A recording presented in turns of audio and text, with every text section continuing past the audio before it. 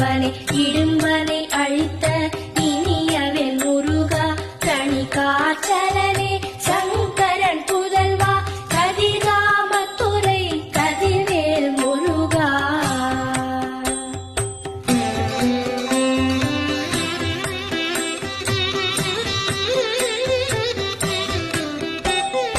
பழனிபதி வாழ் பாலகுமாரா ஆவினன் குடிவாழ்